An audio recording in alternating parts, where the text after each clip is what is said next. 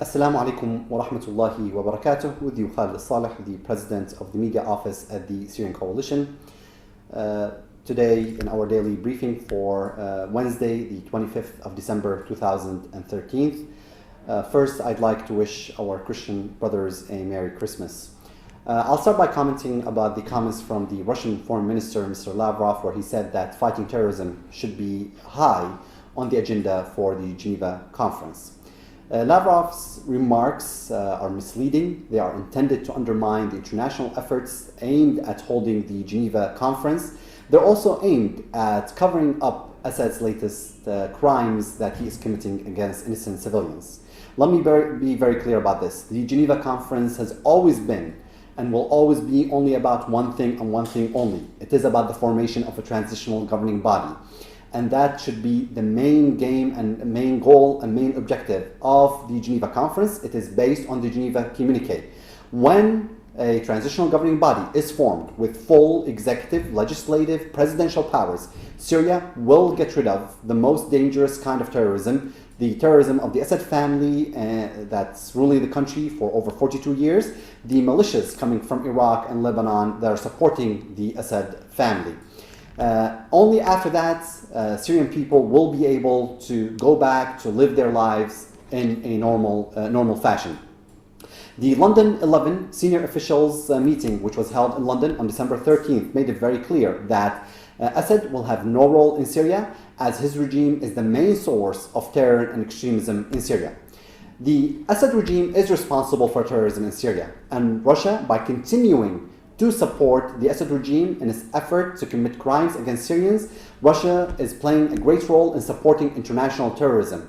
The Russian government is responsible, is a main supporter of one of the worst terrorists that the world has ever known.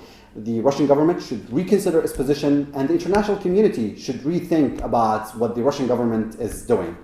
Of course, this happens at the same time that the Assad death barrels continue to fall on Aleppo for the 10th and 11th days.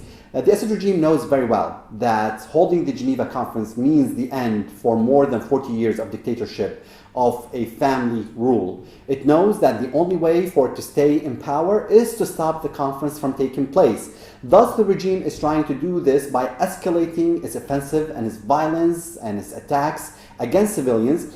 And the goal is very obvious. The Assad regime is trying to put the Syrian coalition in a position where it cannot accept attending the peace conference. At the same time, civilians are getting murdered brutally by barrel bombs.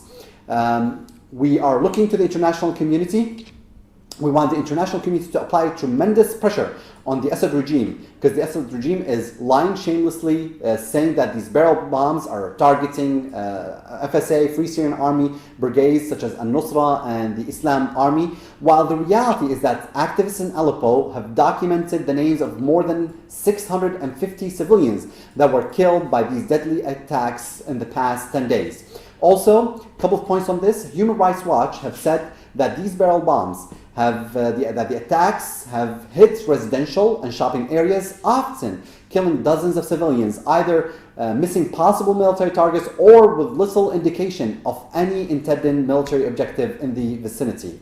Documentation and video documentation by activists on the ground show that the Assad regime have targeted school children playing in schoolyards, going to attend their schools. They've been targeted by the Assad regime. This is the kind of terrorism Syrians have been dealing with, and this is the kind of terrorists that the international community wants us to sit with, and this is the kind of terrorists that the Russians are supporting.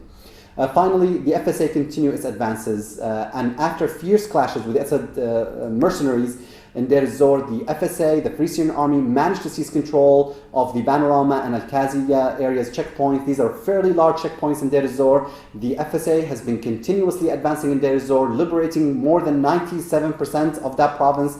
We expect the next few weeks to come with very happy news to fully liberate the province of Deir ez-Zor. Thank you for attending our daily briefing.